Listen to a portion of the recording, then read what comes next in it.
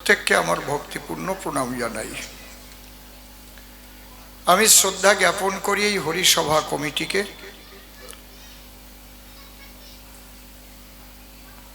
যারা প্রতি বৎসর এই সনাতনী সংস্কৃতি রক্ষা করার জন্য দাঁড়ে দাঁড়ে ভিক্ষা করে একটু একটু করে এই স্থানটাকে ভক্ত বৃন্দাবন গড়ে তোলেন। আমাদের দেহের খাদ্যের উপরে আর একটা খাদ্যের প্রয়োজন হয়, সেটা হচ্ছে আত্মার খাদ্য বা মনের খাদ্য।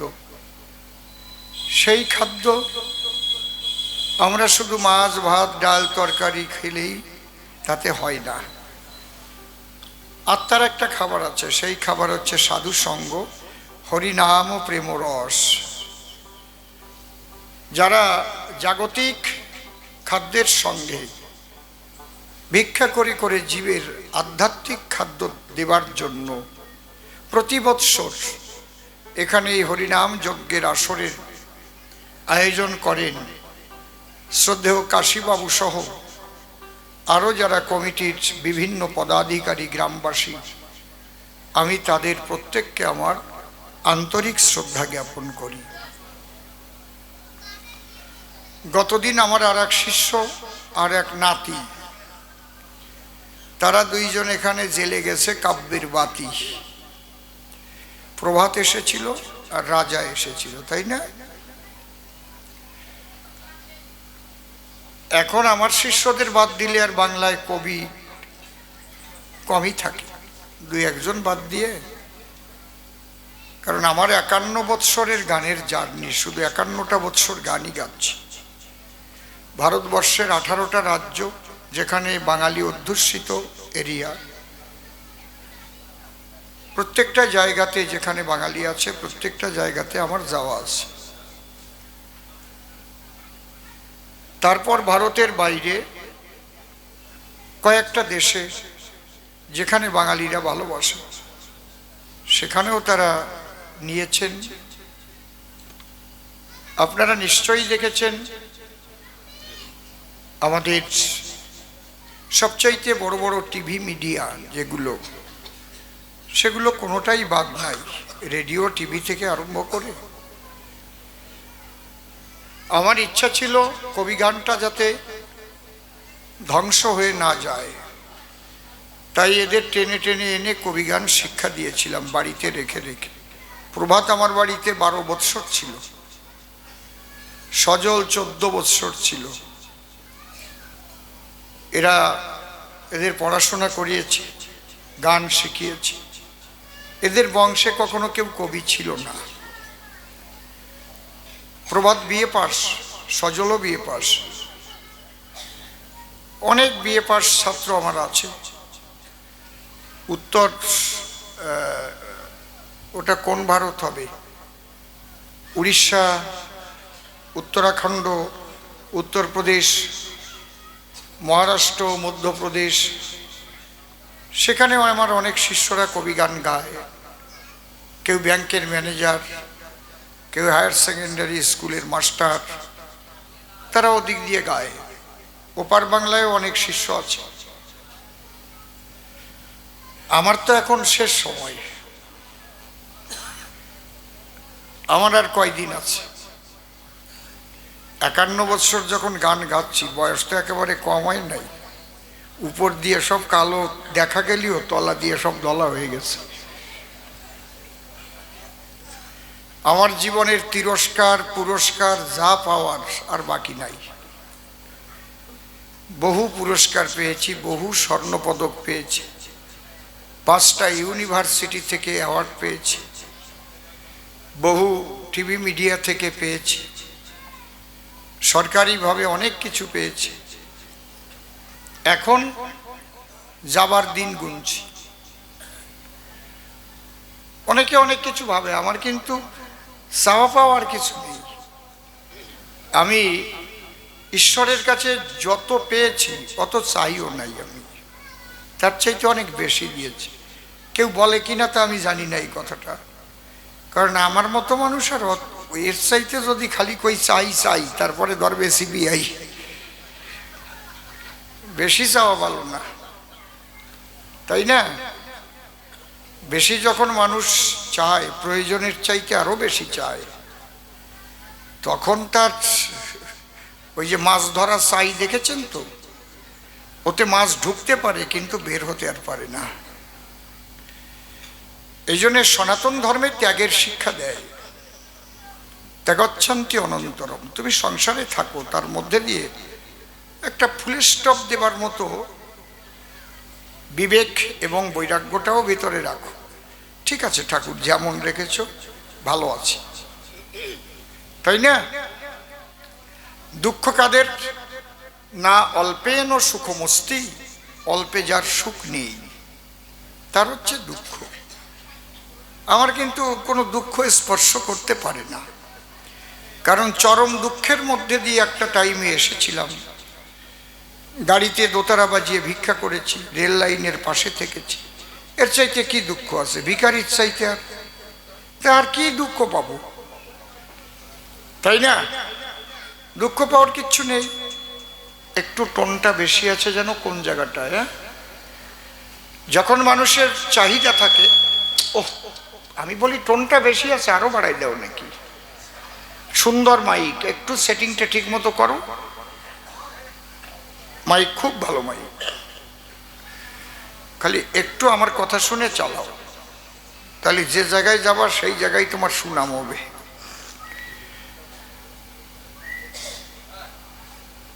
এই জন্যে আমি একটা গান লিখেছিলাম, দয়াল সবই তোমার খেলা, কখনো দাও কলঙ্কের হার, কখনো পরাও ফুলের মালা, সবই তোমার খেলা। আর আমি ছোট থেকে একটু উচিতবাদী মানুষ, কারণ আমাদের একেবারে গোড়ায় যেখান থেকে আমরা এসেছি, সেই গোড়ার যে ঋষি আমাদের, সেই ঋষিও উচিতবাদী ছিলেন খুব। সপ্ত ঋষির এক ঋষি হচ্ছে মরীচি, সেই মরীচির পুত্র হচ্ছে কশ্যপ, কশ্যপের পুত্র নমস, সেই নমস মুনির বংশধর আমরা। এরা ছিল খুব উচিতবাদী, মরীচি ঋষি। সেই সপ্ত ঋষির এক ঋষি মরীচি আবার পরবর্তীতে স্বামী বিবেকানন্দ হয়ে জন্মগ্রহণ করেছিলেন।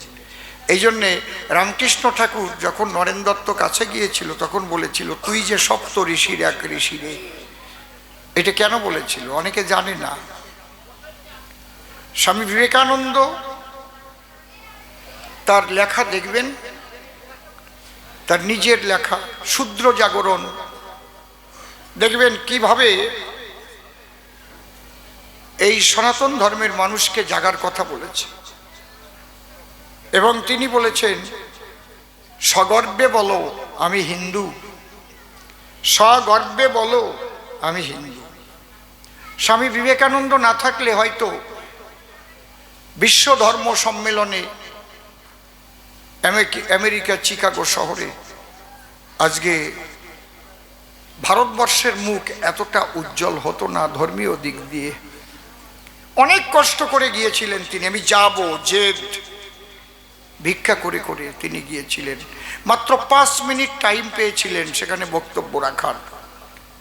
দাঁড়িয়ে শুধু বলেছিলেন, oh my dear brothers and sisters of America. আমেরিকাবাসী যারা মনে মনে ভেবেছিল তারা এমন করে, কেউ তো আপন করে সম্বোধন করে না। হে আমার আমেরিকাবাসী ভ্রাতা এবং ভগ্নীগণ, 15 মিনিট শুধু হাতে তালি পড়েছিল, 5 মিনিট সময় পেয়েছিলেন। বিবেকানন্দ চোখ বন্ধ করে দেখতে পারে চক্রাকারে চারিধারে ভারতের মনীষীরা ঘুরছে আর তাকে অভয় দিচ্ছে, ভয় নাই, আমরা সবাই আছি তোমার সঙ্গে, ভয় নাই, সনাতন ধর্মের জয় হবে। এই জন্য সেই সনাতন ধর্মে জন্মগ্রহণ করে আমি গর্বিত, আমি আনন্দিত, আমি স্পন্দিত। নির্মল আমার শিষ্য, আজকে ও যেসব প্রশ্ন করেছে এরপরে আর ধর্মের কোনো প্রশ্ন হয় না। সারা পৃথিবী ভরে দেখলাম অধিকাংশ নিরাকার, হিন্দুরা কেন সাকার পূজা করে, এগুলো প্রশ্ন। এগুলো নিয়েই তো প্রশ্ন হয়। কৃষ্ণের চরিত্র যে আমরা পাই, ভাগবত পড়ি, কৃষ্ণ মন্ত্রে দীক্ষা দিলে মানুষের কি হয়? গুরুবাদ নিয়ে প্রশ্ন করেছে, গুরুগিরি করে কেন? বলছে চাষিরা যে বীজ ফেলে তাতে সুন্দর ফসল ফলে, তাহলে কর্ণমূলে বীজ দিলে তাতে কি হয় ফসল উৎপাদন? ও গোসাই তুমি বাইরে কি কারণ উঠে গেলে কেন পশো? ও গোসাই ভালো প্রেমিক গোসাই। ও গোসাইও প্রত্যেক বৎসর ওখানে অনুষ্ঠান করে। আমাকে নিতে পারছে না, পারিপার্শ্বিক চাপে পড়ে, কি চাপ দেয় ভগবান জানে, এই চাপাচাপি চলতেছে আর কি। তা খুব সুন্দর সুন্দর প্রশ্ন করেছে, তার জবাবও আছে। এখানে গতবারও কাশীবাবুর ডাকে এসেছিলাম, গতবার 2 দিন এসেছিলাম, এবার আমার প্রভাত একদিন গেয়ে গেছে। এখানে কিন্তু টাকার জন্যে আসি না, ডাকার জন্যে আসি। হরিবল হরিবল। এ জায়গার আশা হচ্ছে ভালোবাসার আশা। তবে আমি পাই আর না পাই, আমার দল বলরে আমি বিমুখ করি না। কি বাবা, সবার ফুল পেমেন্ট করি তো? আচ্ছা, এই জন্যে, কারণ এরা হচ্ছে আমার দল, এরাই হচ্ছে আমার বল। এদের জন্যে মুখে একটু ওঠে ভাত আর জল। জয় হরি বল। বাচ্চাটাকে একটু কোলে নেন, তাহলে আমি এবার জবাবের মধ্যে যাব। যে দীক্ষার কি দরকার? চাষিরা তো মাঠে চাষ করে। তবে একটা কথা বলি, শ্যামানন্দ, তোমার নামটা খুব ভালো, তোমার মা বাবা রেখেছিল শ্যামানন্দ। একটা গান আছে, আমি শ্যাম নামেতে পাগল হলাম, শরীরে ভাসলাম অকুলে। নামে কত সুধা কত মধু, আমায় কে দিল তা বলে। তবে আমার মনে হয় তোমার মা বাবা ভালোই ছিল, কিন্তু তুমি মানসি জাতো না। কারণ তুমি একজন পরিব্রাজক মানুষ, তোমার গেরুও পরা, তুমি হারাদন মার্কা গল্প বলতে পারো? আবার হাসিয়ে পড়ে, না এনরা মনে হয় চাই ওই রকম। কয় হা, আর রয়াকার লিখে রাখছে আর গামছা খুলে হারাদন লেখছে। এটা কি ধরনের গল্প? হ্যাঁ, সি সি সি সি সি। না, ও ঠিক পাইছে, এই জায়গায় এই গল্প খাওয়ার মানুষও আছে, কায়দা আছে, তাই না? তবে শুধু এই জমি চাষ দেওয়া না, দেহ জমিও চাষ দিতে হয়। দেহ একখানা জমি। কারণ যেদিন বলি রাজাকে পরীক্ষা করতে স্বয়ং ভগবান 52 বট মূর্তি ধরে গেছিল, বলি রাজা কি করেছিল? দান যজ্ঞ করেছিল। যে আসবে যা চাইবে তাই দেবে। ওই 52 বট আঙুর ওই ছোট্ট কুরকুর কুরকুর কুরকুর করে গেছে। এই আবার কি আসলো? বলে আমি আসছি, আমাকে দান দিতে হবে। তুমি আর কি দাম চাইবে? চাও। আমি যা চাবো দেবে তো? হ্যাঁ দেব, ত্রিশত্ব অঙ্গীকারে আবদ্ধ হোক। বলি রাজার গুরু কিন্তু বলেছিল এ সাধারণ না, কিন্তু হিসেব করে কাজ করো। বুঝতে পারছেন কি বলছি? শুনল না, চাইল কি? 3 পা জমি। বলি রাজা বলেছিল তাহলে 3 পা জমি। ব্যাপারটা কি? 3 পা জমি চাইছো তুমি, কতটুক নেবা? ছোট্ট ছোট্ট পা নাও দেখি। 2খানা পা দিয়ে এইবার সমস্ত জায়গা ঢেকে ফেলেছে, আর বাকি নাই কোনো জায়গা। তখন বলি রাজা বললো তাহলে তোমারও আর পা নাই, আমারও আর জমি নাই। তখন নাভিস্থল থেকে 1খানা পা বের করে দিয়ে বলছে, বলো এই পা কোথায় রাখবো? তখন বলি রাজা ভেবে দেখে, তাই এ তো সাধারণ কেউ আসে নাই, বলল, প্রভু তুমি যখন কৃপা করে এসেছো, তাহলে এই দেহ জমি সৃষ্টি করেছিলে মাতৃগর্ভে তুমি, এই জমির উপরে তো এখনো পা রাখো নাই। আজ তোমার কৃপাতে আমি সেই জমিখানা দিলাম পেতে, তুমি আজ আমার মাঠে সেই পাখানা স্থাপন করো। আরে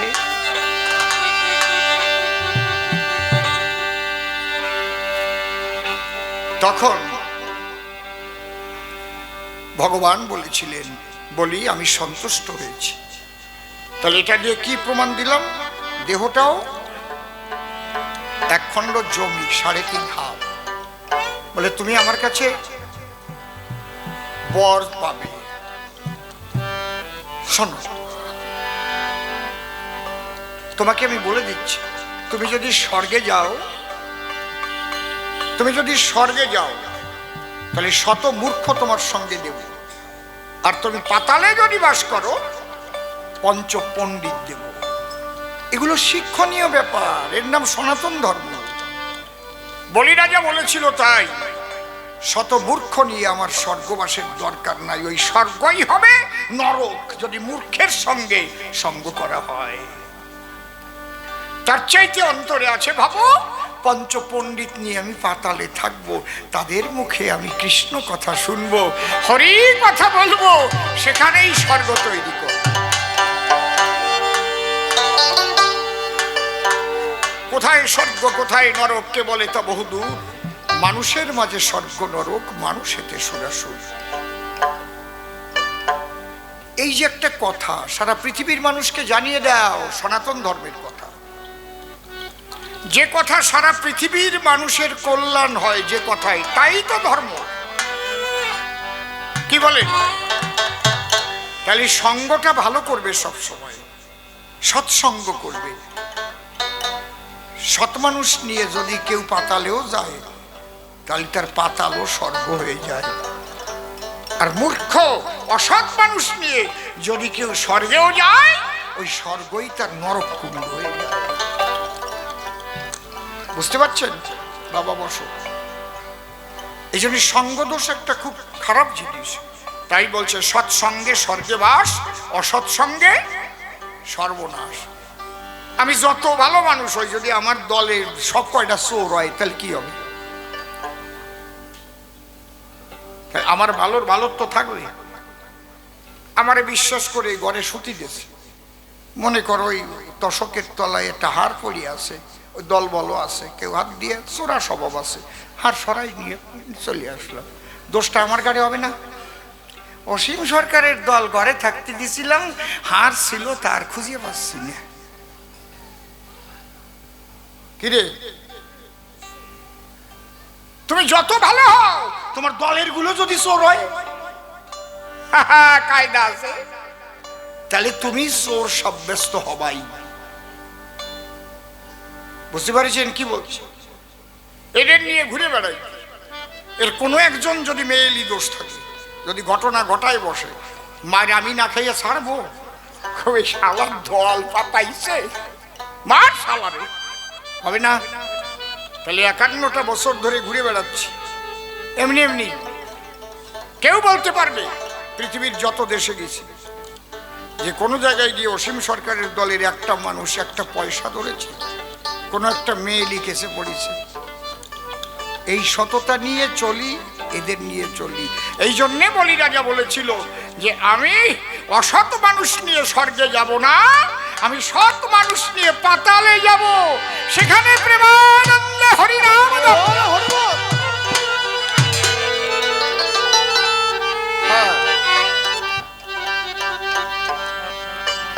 এই জায়গাটা খুব হুঁশিয়ার থাকতে হবে। আমরা একটা ধ্বনি দিয়ে তারপরে ও যে প্রশ্ন করে গেছে, 6খানা প্রশ্ন করেছে, আমি লিখে রাখছি, একেবারে ঘরে বসে সুন্দর করে লিখেছি। গুরুরা যে দীক্ষা দেয়, সেই বীজে কোন ফসল ফলে?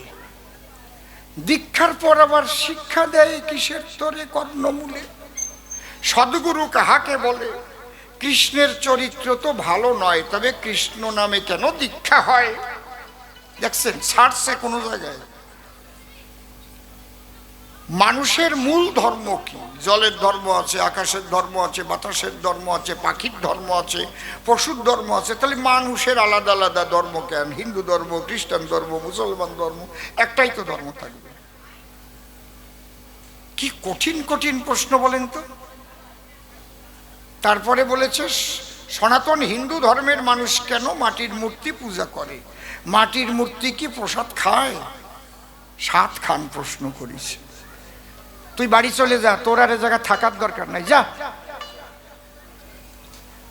মানে ও প্ল্যান করিস আর আসবে না, আমার ঘরে চাপাই দেছে। এইবার গুরু তুমি নামাও।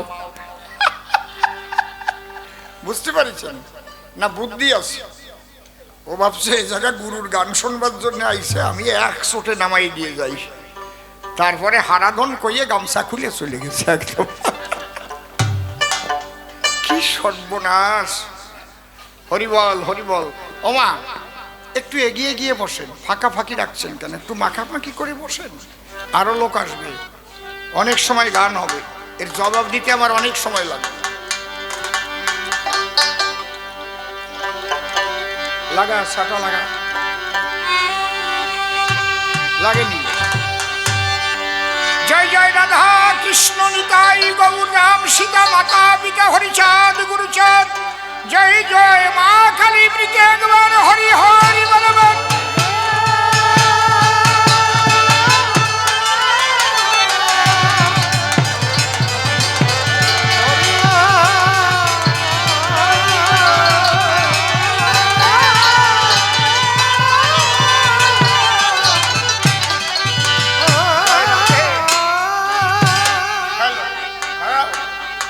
কি সুন্দর ছিল, তুমি এটা নষ্ট করলে না।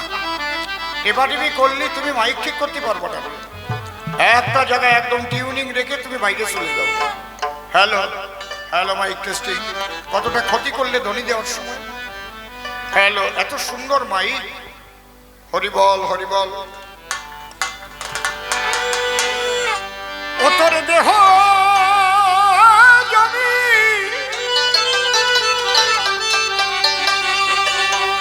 তোর এই দেহ জমি রহিল পতি, কেন চাষ করিলি না মন চাষা? শেষকালে হবে দুর্দশা, শেষকালে হবে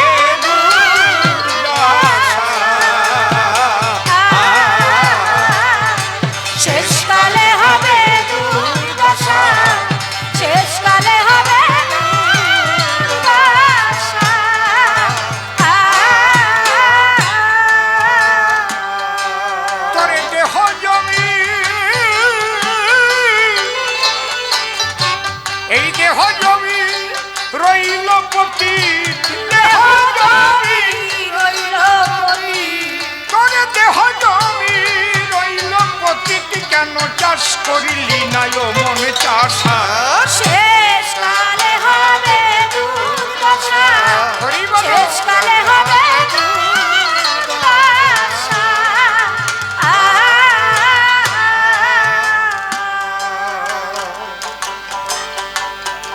মাঠে চাষ করতে গেলে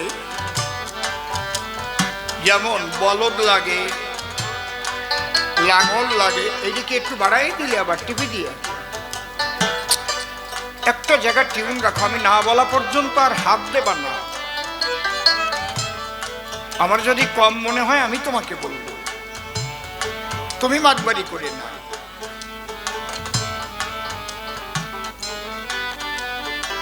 আমার 51 বছরের অভিজ্ঞতা, ভাবে না আমার পিছনেও চোখ নাই, এই জায়গাও চোখ আছে দুটো। হ্যাঁ হ্যাঁ, আমাকে ডিস্টার্ব করুন। আজকের যে আলোচনা এটা হচ্ছে সাধুর বাজারের আলোচনা, সাধারণ কোনো আলোচনাই না। এখন বড় বড় মঠ মন্দিরে গান হবে, বিরাট বিরাট সিদ্ধ মহাপুরুষরা বসা থাকবে। সেদিন যেমন গেয়ে আসলাম বালিগঞ্জ ভারত সেবাশ্রম সংঘ, সারা পৃথিবীর ভারত সেবাশ্রমের সেবাশ্রম সংঘের সারা পৃথিবীতে বড় বড় যেগুলো আশ্রম তার হেডগুলো সেখানে বসে গান শুনেছে।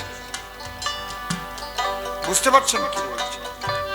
সারা পৃথিবীতে America, Russia, German, Australia, Japan, Holland, Poland, Netherland, Britain, ওখান থেকে যারা ওখানকার হেড এক একজন, কারণ পৃথিবীর হেড হচ্ছে বালিগঞ্জ। দেখেননি আমার ফেসবুকে ছেড়েছিলাম, তারা বসে আছে কত দেশে হা করে বসে গান শুনছে, এমনি এমনি না। হরিবল, একটু রিভাইভ লাগবে, রিভাইভটা তুমি কমাই দেছো, আর জায়গায় যেতে পারবা কিনা আমি জানি না, কারণ আমি খুব সুন্দর করেছিলাম মাইকটা। হ্যালো, একদম হাতের মাপ থাকবে, খুব বেশিও না খুব কমও না, এক চুল করে, কারণ আমার লবণ কম হয়েছে। যদি বলি আমার একটু লবণ দেন, যদি খুঁটি ধরে ঢালিয়ে দেয় আর খাওয়া যাবে। এটা মনে রাখবা, হাতের মাপ, কারণ ও জায়গায় তো কোনো মিটার লাগানো নাই, হাতি মিটার। কতটুক হলে ভালো হবে? যখন শিল্পী বলবে ঠিক আছে ঠিক আছে। হরিবল। তাহলে এই যে দেহ জমি, এই জমি চার্জ দিতে গেলেও লাঙল লাগবে, বলদ লাগবে, কৃষক লাগবে, তাহলে চাষ হবে। তাহলে কোথায় পাবেন সেই বলদ? এই ঘরেই আছে, দেহ জমিতে 6টি বলদ আছে ঘরে, শীঘ্র নেড়ে নাংলা করে, 6টি বলদ আছে ঘরে,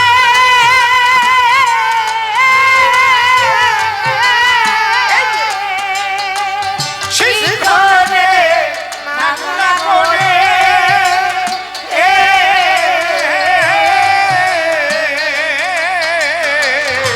6টি বলদ আছে ঘরে, শীঘ্র নেড়ে নাংলা করে, 6টি বলদ আছে ঘরে, শীঘ্র নেড়ে নাংলা করে,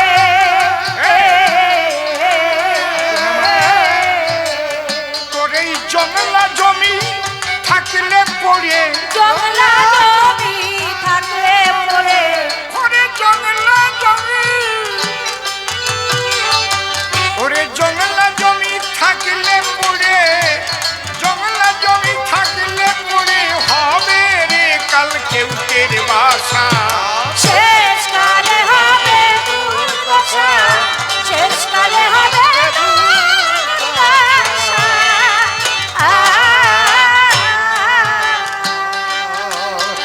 এই 6টি বলদ কে কে?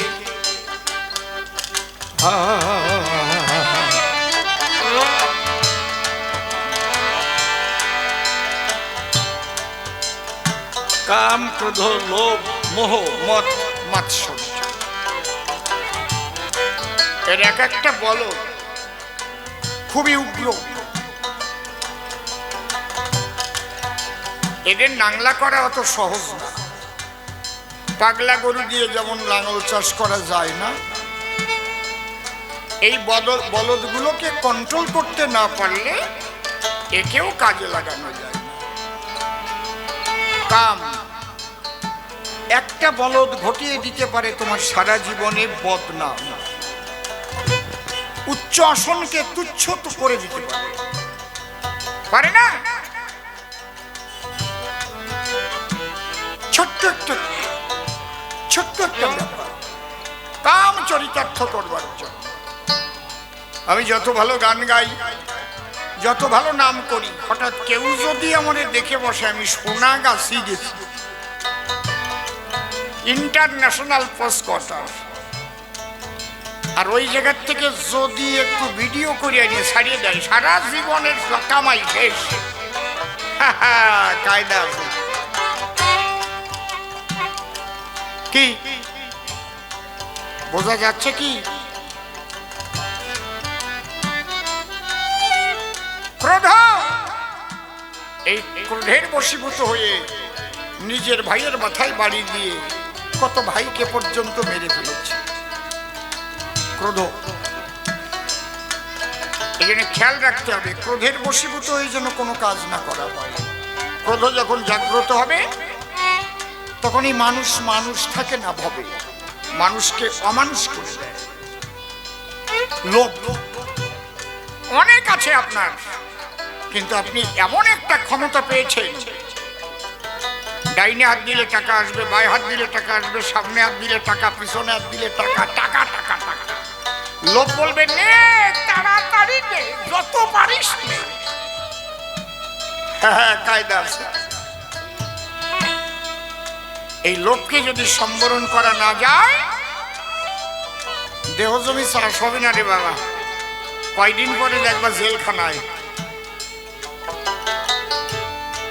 ঠিক না বে ঠিক? কথা কও, ঠিক না বে ঠিক?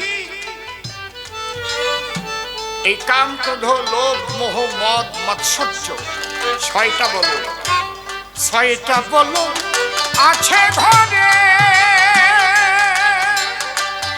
শীঘ্র মেরে নাংলা করে। ছয়টা বলো আছে ঘরে, শীঘ্র নেড়ে নাংলা করে।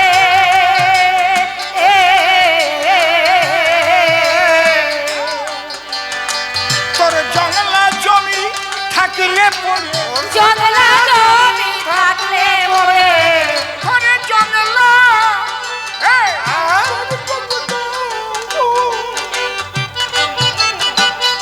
জংলা জমি থাকলে পড়ে, জংলা জমি থাকলে পড়ে। হবে যে কাল কেউটের বাসা, শেষকালে হবে দুর্দশা, শেষকালে হবে দুর্দশা।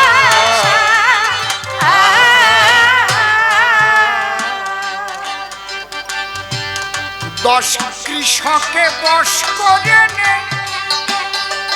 ও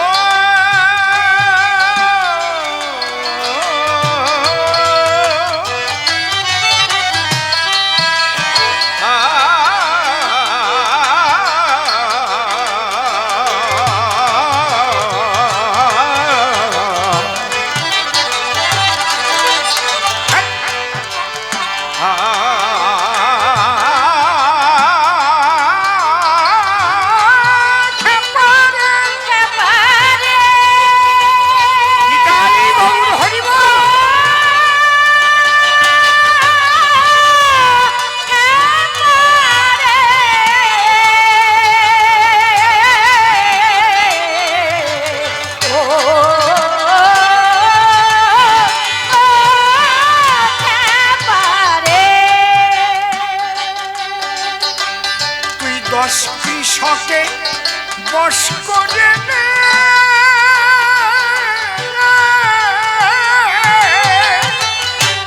চাষে জমি রসের গুণে,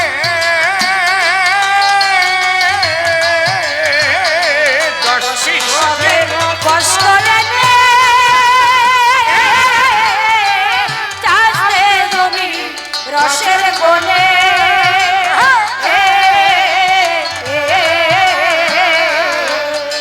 এই জমির জোহারালে আর পাবি নে, জোহারালে আর পাবি নে, দেহ জমির জোহারালে, জোহারালে আর পাবি নে, বিফল হবে তোর লাঙল চষা। শেষকালে হবে দুর্দশা, শেষকালে হবে দুর্দশা।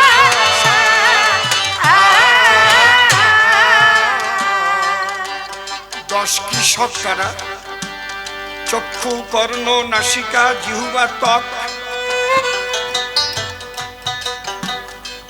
যে পাঁচটা ইন্দ্রিয়ের দ্বারাই পুরাই আমরা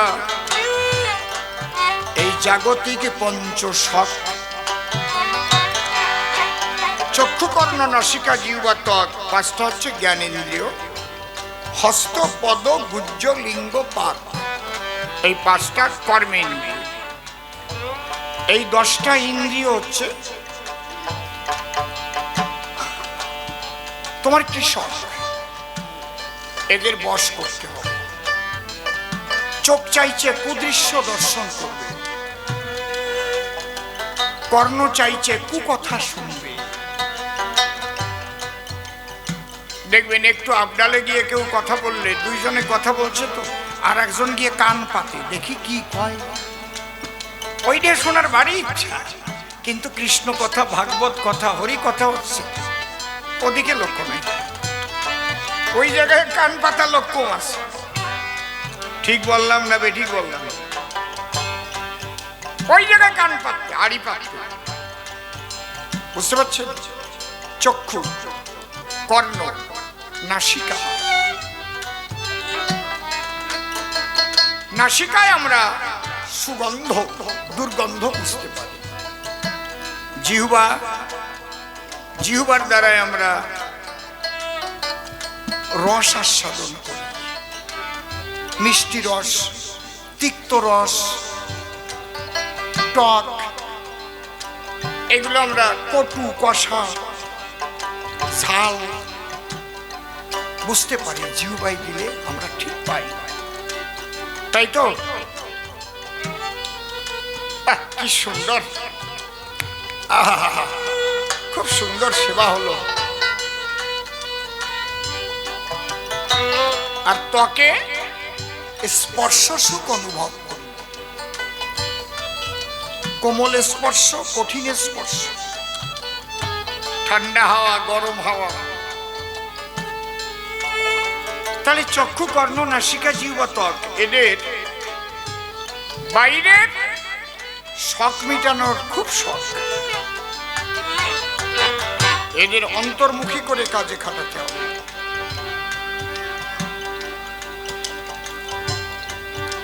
আর যে 5টা কর্মেন্দ্রিয় আছে, এদেরও অন্তর্মুখী করতে হবে। তবে এদের পরিচালনা কে করে? এদের পরিচালনা যিনি করেন তার নাম হচ্ছে মন।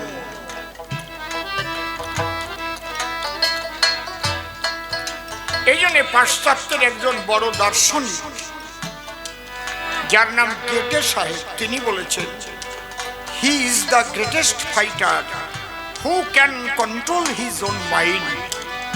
তিনি হচ্ছেন সবচেয়ে বড় যোদ্ধা, যিনি তার মনকে বশীভূত করতে পারেন। কারণ এদের সঙ্গে মনের সংযুক্তি না ঘটলে এরা ক্রিয়াশীল হয় না। চোখ খোলা আছে, দেখতে পারবে না, মন যদি চোখের সঙ্গে যুক্ত না হয়।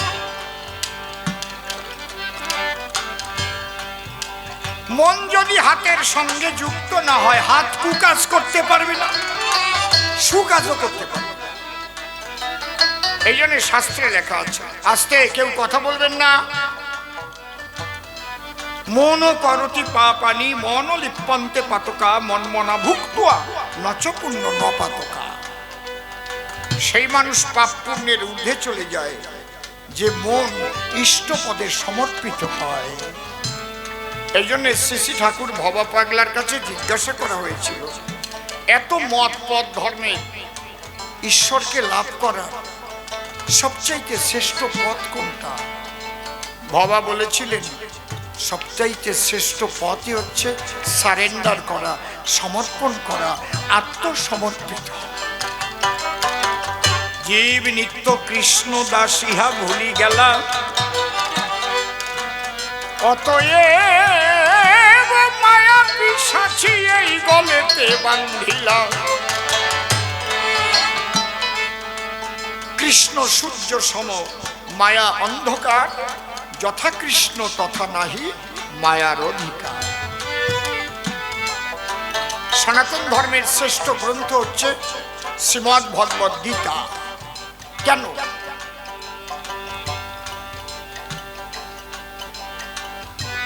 সনাতন ধর্মের আদি গ্রন্থ হচ্ছে বেদ। এই বেদ কারো একজনকার লেখা নয়, বিভিন্ন মুনি ঋষিদের মতবাদ তারা বলেছিল, শুনে শুনে লেখা হয়েছে, এই জন্য বেদের এক নাম শ্রুতি। মা আজকের আলোচনাটা একটু বোঝার মতো আলোচনা, এদিক ওদিক মন গেলে কিচ্ছু বলবে না। একদম এক লক্ষ্যে বসে থাকতে হবে, কোন স্যাবলামো কবি গান কিন্তু আজকে না।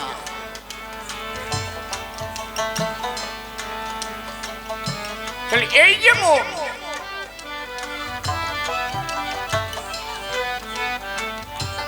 এই মন হচ্ছে সবকিছুর মূল এবং একে সমর্পিত করা কিসে? গুরু পদে, ইষ্ট পদে। এইটি হচ্ছে সর্বশ্রেষ্ঠ সাধনা। তুমি আল্লাহ ভজ কি হরি ভজ কি রাম ভজ কি কালী ভজ কৃষ্ণ ভজ, যাকে ভজ, যে যথা মাং প্রপদ্যন্তে তথৈব ভজম মহান মম বর্তানুবর্তন্তে মনুষ্য পার্থ সর্বস্ব। সমর্পিত হও, তাহলে কি হবে? সুখ দুঃখের উপরে থাকবে তুমি। আমি সুখ দুঃখের উপরে থাকি, চলেছি কর্তব্য রাখি, বাহ, এই তো আমার সহজ সাধন। কৃষ্ণের আগমন হয়েছে, একটা উলুধ্বনি রাগ, হরি বল হরি বল, জয় জয় রাধা কৃষ্ণ প্রেমানন্দে হরি হরি বল।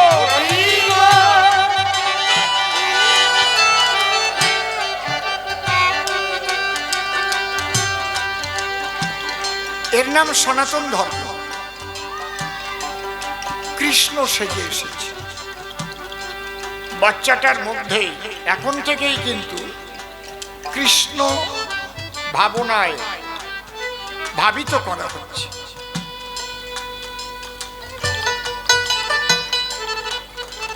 শুধু কৃষ্ণ সাজলে হবে না, কৃষ্ণ কি বলে গেছেন সেটাকেও লক্ষ্য রাখতে হবে আমাদের।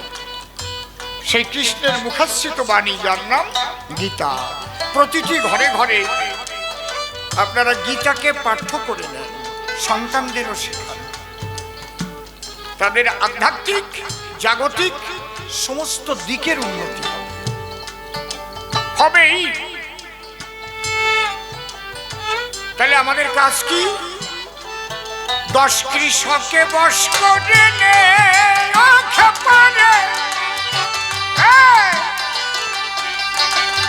চারটে জমি রসের বনে, 10 কৃষকে বশ করে নে চারটে জমি রসের বনে।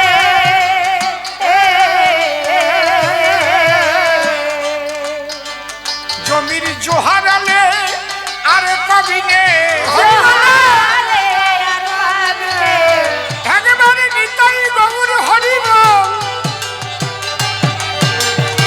জমির জোহারালে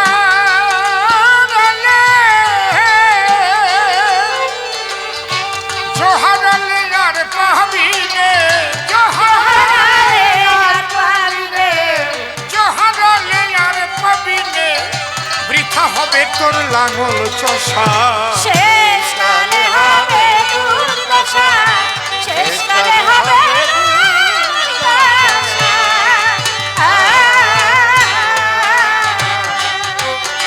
তোর দেহ জমি রইল পতি, দেহ জমি রইল পতি, চাষ করলি না। শেষ কালে হবে দুর্দশা, শেষ কালে হবে রাধা কৃষ্ণ প্রেমানন্দে হরি হরি বল।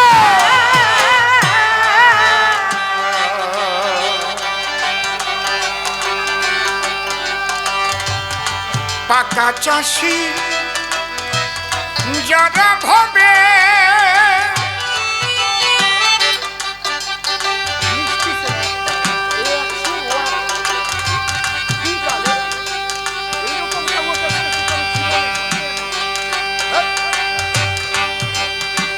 আমার নাম অসীম সরকার।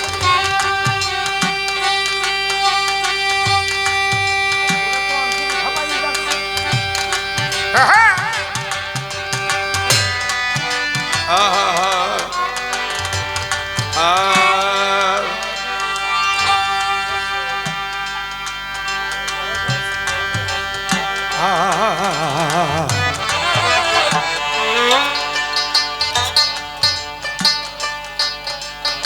এই দোতারাটা একটু আউটে দাও তো।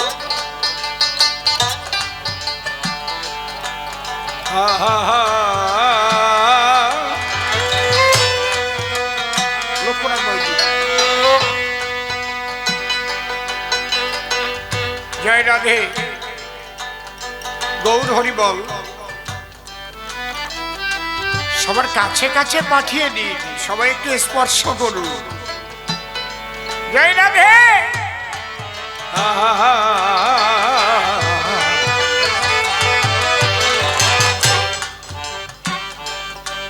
পাকা চাষি যারা ভাবে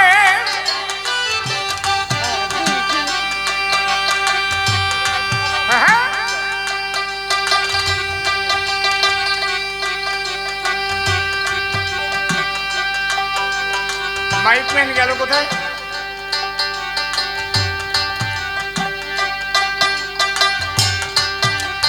ওই জায়গায় দেখা যাচ্ছিল। হয় রে পাকা চাষি যারা ভাবে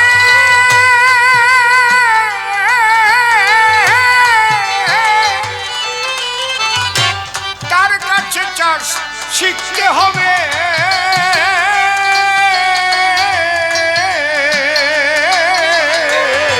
পাকা চাষি যারা ভাবে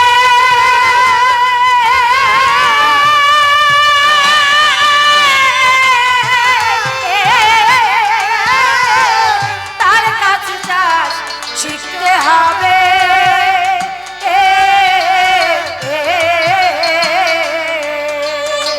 ওরে যার বীজে ফলন বাড়াবে, যার বীজে ফলন বাড়াবে, যার বীজে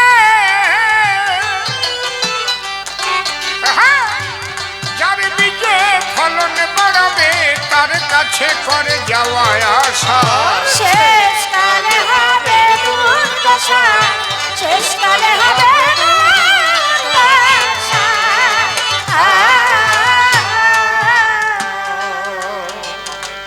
এইবার বসিয়ে দেন একটা জায়গায়, ওকে? কারণ ওইদিকে লক্ষ্য গেলে মনোসংযোগ নষ্ট হবে।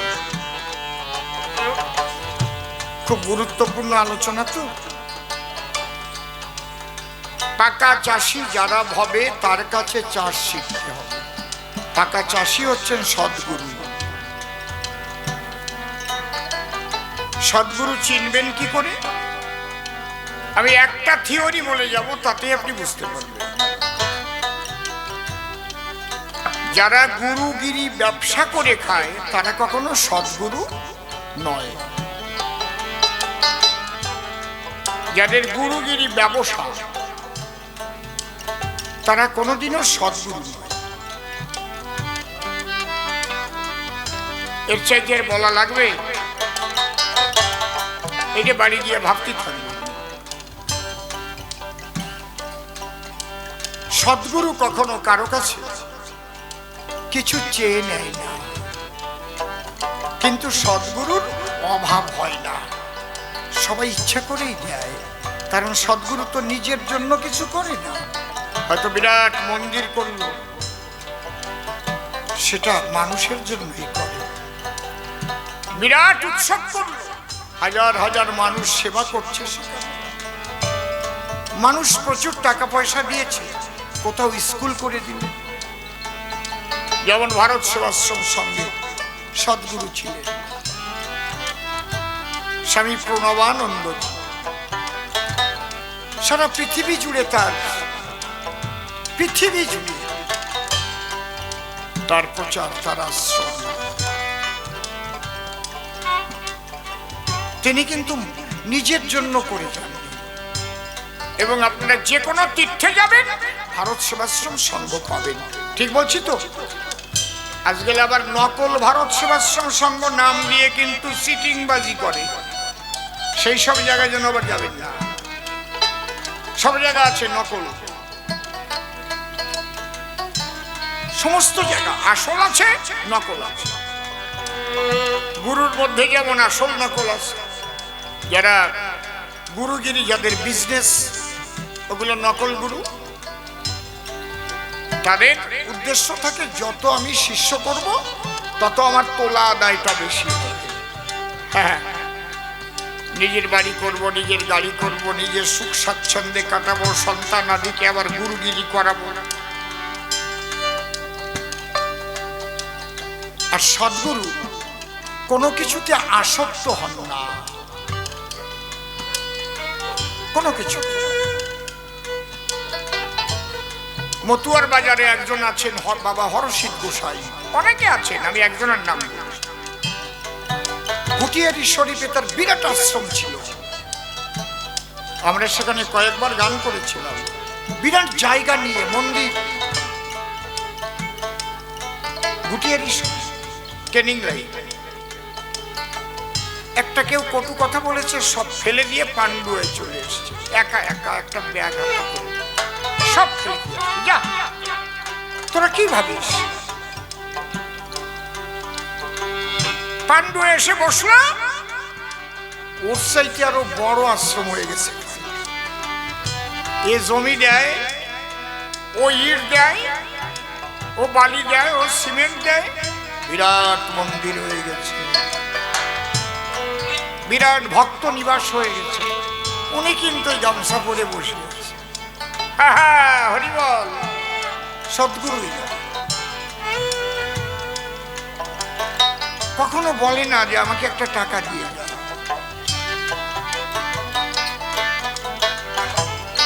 দেখেছি, অনেক দেখেছি, সদ্গুরু আছে, আবার নকল গুরু আছে। যারা কুলগুরু, আমার বাবা যার কাছে দীক্ষা নিয়েছেন তার ছেলের কাছে আমার দীক্ষা নিতে হবে, তার ছেলের কাছে আবার আমার ছেলে নেবে, তার ছেলের কাছে তার ছেলে নেবে। যে কুল বংশানুক্রমে গুরুগিরি করে খাওয়া, বিজনেস করে খাওয়া সদ্গুরু হয় না। তারা এরকম টাটকা কথা বলবে না কেউ, শুনে রাখেন, রেকর্ডিং করে রাখেন। কারণ আপনারা তো জানেন যে আমি কেমন টাটকা কথা বলা মানুষ। তাহলে এই সদ্গুরুই হচ্ছে পাকা চাষি।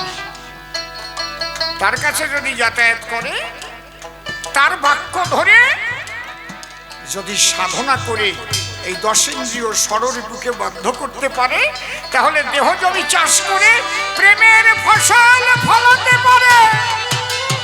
হরি বলো।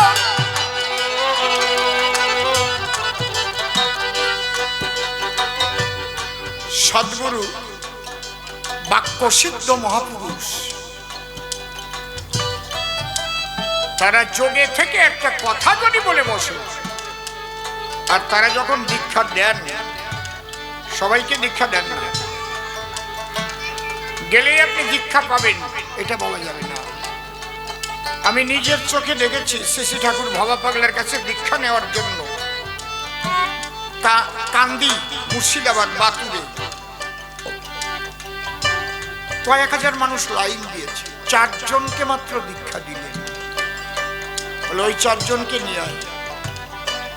আর আমি কারো গুরু না, ওই 4 জনের আমি অবাক হয়ে গেল। আর ওই রকম 4000 শিষ্য যদি দীক্ষা নিতে আসে, যারা গুরুগিরি ব্যবসা করে খায়, আরে বাবা, বিশাল ব্যাপার।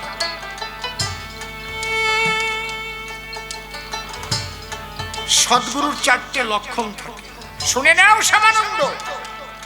কি কি? জড়বৎ, পিশাচবৎ, উন্মাদবৎ।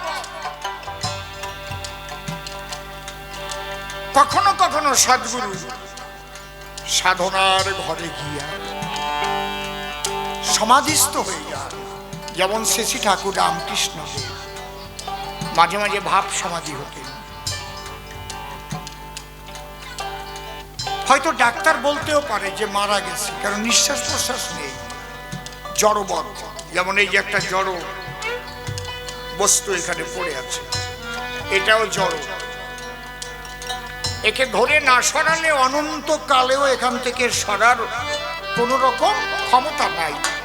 হয় বাতাস আসবে, না হয় ঠেলা দেবে, তাহলে স্থান পরিবর্তন করতে পারে জড় পদার্থ। কখনো কখনো সদ্গুরু জড়ের মতো হয়ে যায়। কেন? জীবাত্মা আর পরমাত্মার সঙ্গে যোগাযোগ হয়ে দেহের ক্রিয়াবদ্ধ হয়ে যায়। হরি বল।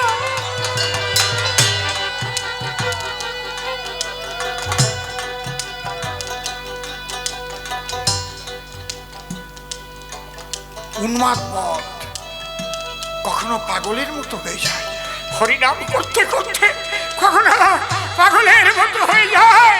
হরি বল হরি বল হরি বল বলে ধুলাই গড়ায়।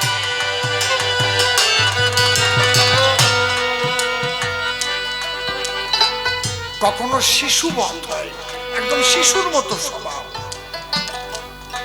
শিশুরে যেমন জাত কুলমান, কিছুই থাকে না, সদ্গুরু তেমন হয়, শোনেন জ্ঞানী জন।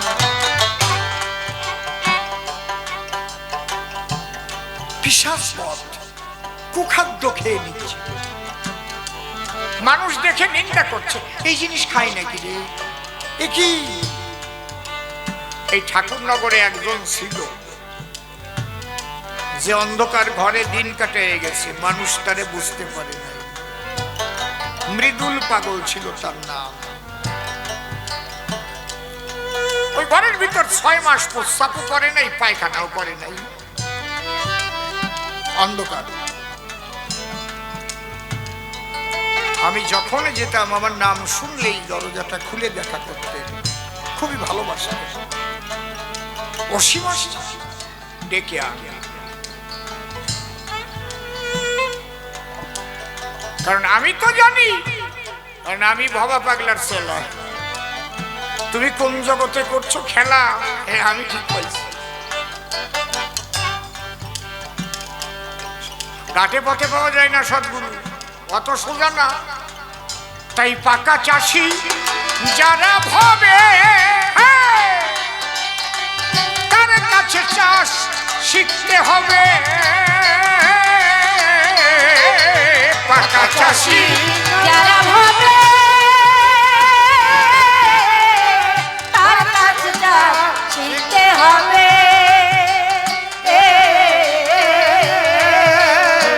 হায় রে পাকা চাষি যারা ভাবে,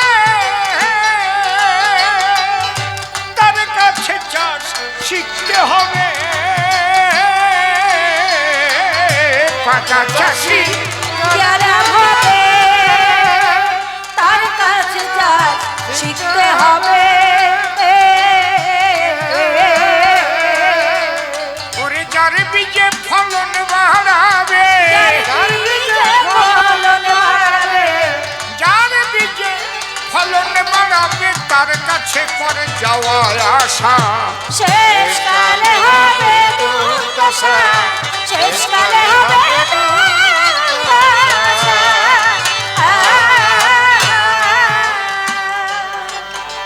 আগে একটা পদ আমি দিয়েছি, সেটা ব্যাখ্যা করি না।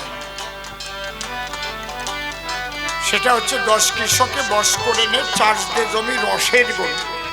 এই রসের গুণটাই হচ্ছে যৌবনকাল। এই যৌবনকালই মানুষের সমস্ত কিছুর মূল। যৌবনকালেই একটা মানুষ ধ্বংস হয়ে যেতে পারে, আবার একটা মানুষ দেবত্ব অর্জন করতে পারে। এটা সঙ্গের দ্বারাই হয়, সাধু সঙ্গের দ্বারাই, অসৎ সঙ্গের দ্বারা। তাহলে আমাদের কি করতে হবে? সবসময় সৎসঙ্গ করতে হবে, সৎ কথা বলতে হবে, সৎ কর্ম করতে হবে, সৎ ভাবনা নিয়ে চলতে হবে। সংসার করছেন তাতে কি হয়েছে? যে যে কর্ম করছেন সেই কর্মের মধ্যে যেন তার সততা থাকে, তাহলেই তার আত্মোন্নতি হবে। তাই না হলে সে ধপাস করে পড়ে যাবে। গৌর হরি বল। গৌর কাজল বীজের পোড়া, ও ভাই রে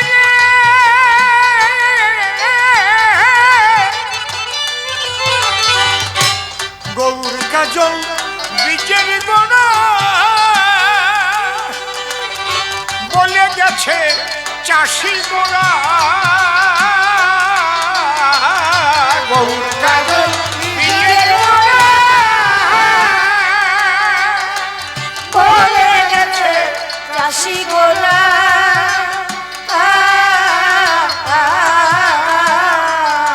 ওরে অধমসী রে তোর কপাল পোড়া অসীম রে কপাল পোড়া অধমসী রে তোর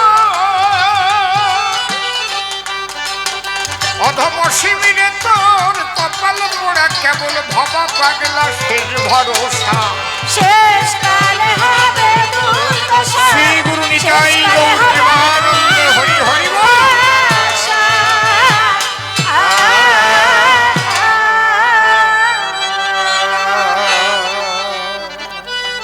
ঠাকুর ভবা পাগলার যুগল পদ্ম হৃদ পদ্মে করে আরাধ্য শুদ্ধ চিত্তে প্রণতি জানাই। সাধুগুরু বৈষ্ণব হেরিয়ার যত পুরুষ নারী আমার ভক্তিপূর্ণ প্রণাম গ্রহণ করিবেন সবাই।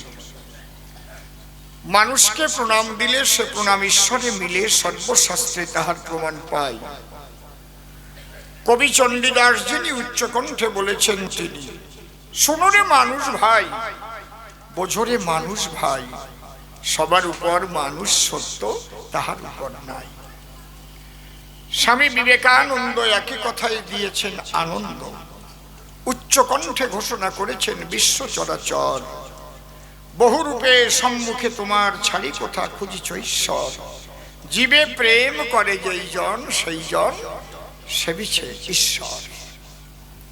ঠাকুর ভবা পাগলা আসি বাজাইলেন মিলনবাসী, বললেন সবার পাশাপাশি বাবা আমি মানুষ ভালোবাসি, আমি মানুষ ভালোবাসি, কোন তীর্থের নাই প্রয়োজন গয়া গঙ্গা কাশী, আমি মানুষ ভালোবাসি। সেই মানুষের চরণ লক্ষ্য করে প্রণাম করি বারে বারে। মানুষে যদি কৃপা করে, কৃপা করবে কৃষ্ণ কাল ও শশী। বন্দনার ভাব করে শেষ বক্তব্য করিব পেশ, সবিশেষ সবার মধ্যে জানাই নিবেদন।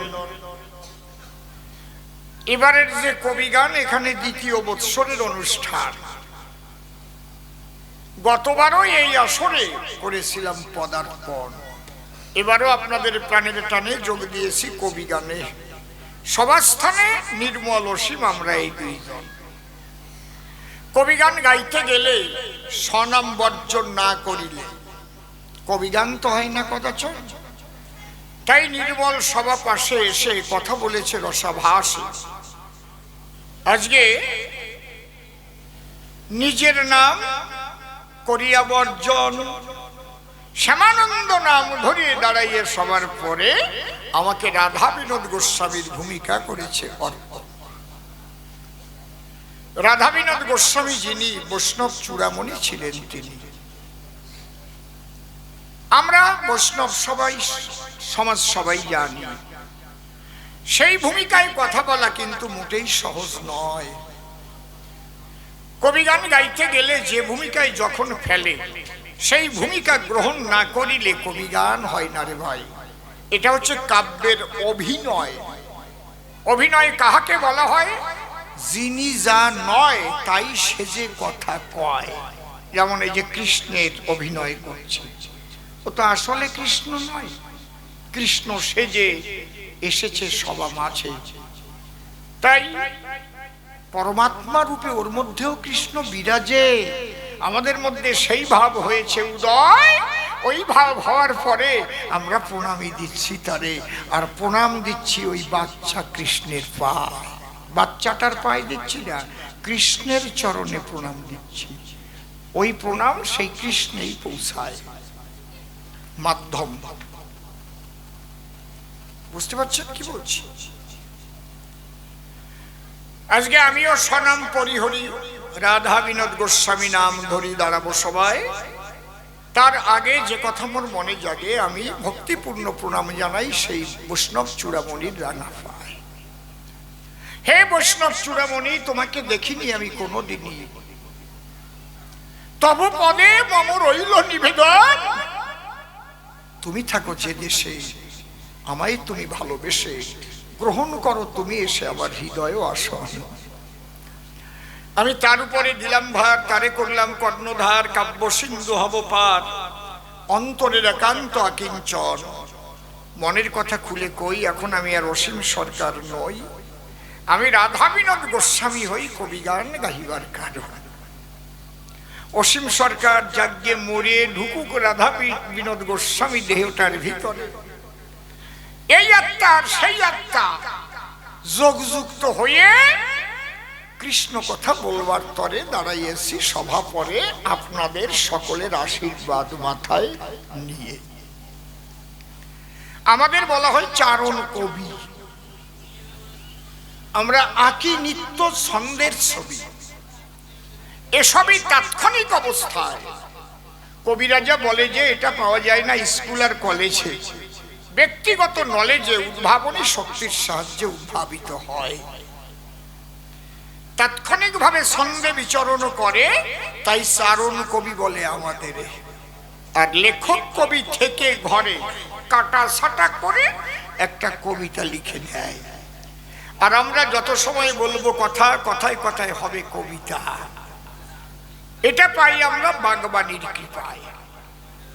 যিনি মা সরস্বতী বাগবাণী, তিনি যদি যোগানো বাণী, ইথারের মধ্যে থেকে শব্দ আনি, মালা গেথে পরাই ভক্তের গলায়, পরিয়ে তাই কাব্যের মালা, জুড়ায় ভক্তের অন্তরের জ্বালা। আমরা দাঁড়িয়ে সভাতলা, তাই প্রণাম করি সকল ভক্তের রাঙা পায়। এবার আলোচনার মধ্যে যাব। অন্তরে আমার আছে ভাবো, দীক্ষা শিক্ষার কি বা প্রয়োজন? দীক্ষা শব্দের অর্থ দক্ষতা অর্জন করা ছাড়া অন্য কিছু নহে কদাচন। যে কোনো বিষয়ে যদি দক্ষতা অর্জন করতে হয়, তাহলে সেই বিষয়ে একজন গুরু না হলে নয়। ধরিয়া তাই ভালো গুরু শিক্ষা যখন করে শুরু, আর গুরু বাক্য যদি অক্ষরে অক্ষরে কেউ করে পালন, অন্তর দিয়ে দেখেন ভেবে, তাহলে ওই ছাত্র একদিন গুরুর আসনে চলে যাবে। অনেক প্রমাণ দিতে পারি আপনাদের সামনে। ছোট্ট থেকে বাচ্চারা লেখাপড়া করে, পড়াশোনা শেখে যার ধারে, বাচ্চা বয়সের তো গুরু সেই জন শিক্ষক। কথা বলবেন না। তাহলে আমরা গুরু ছাড়া কিছু শিখতে পারি না। পারছি কি? প্রথম গুরু মাতা পিতা সনদিয়া মন, পিতারও ঔরসে মায়ের গর্ভাবাসে, ঈশ্বরের আশীর্বাদে পরিশেষে আমাদের এ দেহ গর্ভাবাসে হয়েছে সৃজন। মায়ের চার গুরুর চার, মায়ের চার বাবার চার গুরুর দিয়ে 10, 18 মোকাবের তত্ত্বে ফেরে মহারস। তাহলে দেখেন, গুরু ছাড়া হয় না কোনোদিন গোবিন্দ ভজন। আপনি যেখানে যাবেন, তাহলে প্রাথমিকের গুরু যখন শেষ হলো, হাই স্কুলের গুরু এলো, সেখান থেকে নিয়ে নলেজ, তারপরে কলেজ, তারপরে বিশ্ববিদ্যালয়ের গুরুর কাছে যাওয়া হলো নাকি? যদি কেউ গবেষণা করতে যায় নিয়ে কোনো বিষয়, সেখানে একটা গুরুর প্রয়োজন হয় কি না হয়? একজনের আন্ডারে গবেষণাটা করতে হয়। তাহলে গুরু নাই। দক্ষতা অর্জন করিবার তরে মানুষ গিয়ে গুরু ধরে। এইবার আমি প্রশ্ন করি তোমারে, আমি যদি আধ্যাত্মিক জগতের দক্ষতা অর্জন করতে চাই, আমার কাছে বলো দেখি কোন বৈজ্ঞানিক আমাকে আধ্যাত্মিক জগতের দক্ষতা অর্জন করাতে পারবে কি? তাহলে আধ্যাত্মিক চেতনা সম্পন্ন গুরু চাই। খুব লক্ষ্য করে শুনুন, বৈজ্ঞানিকরা কি পারে? ঈশ্বরের সৃষ্টি নিয়ে রিসার্চ করে, ভাঙে করে, নূতন আবিষ্কার করে। বৈজ্ঞানিকরা কোনো কিছু নূতন সৃষ্টি করতে পারে না দুনিয়ায় ঈশ্বরের মালামাল না নিয়া। যত বড় বৈজ্ঞানিক হোক জন্ম ধরিয়া, কোনো কিছু আবিষ্কার করার ক্ষমতা কোনো বৈজ্ঞানিকের নাই। আর ঈশ্বর যা দিয়েছে সৃষ্টি করে, বৈজ্ঞানিকরা নূতন তা সৃষ্টি করতে পারে না এই চরাচরে। হ্যাঁ বলছি আমি, দাঁড়াই আসলে কোনো বৈজ্ঞানিক একটা মাথার অরিজিনাল চুলও তৈরি করতে পারে না। 1 ফোঁটা রক্ত অরিজিনাল তৈরি করতে পারে না। যদি পারতো তাহলে ব্লাড ডোনেশন কেন্দ্র করে বোতল ভরে কি রক্ত দিতে হতো? কি কায়দা আছে, অত সোজা না। তাহলে তো ওখানে রক্ত বানায় নিত, গুরু গুরু গুরু গুরু করে বোতল ভরে ভরে বানায় কিন্তু যাও, এত সোজা না। তাহলে এক বিন্দু রক্ত তৈরি করতে পারে না,